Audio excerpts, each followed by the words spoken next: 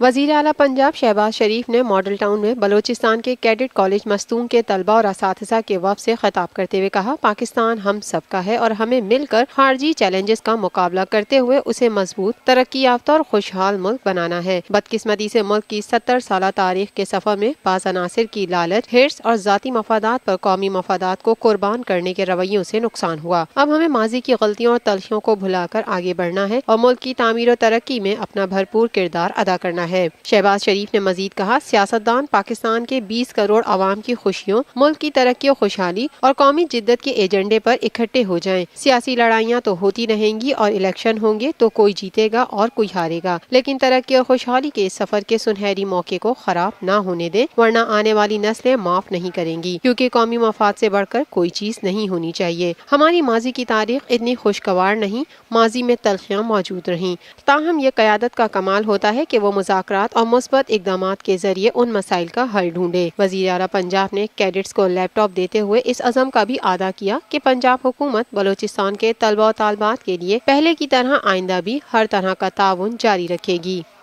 ये है TNN TV, देखते रहिए ताज़ा तरीन खबरें और एक्सक्लूसिव रिपोर्ट्स।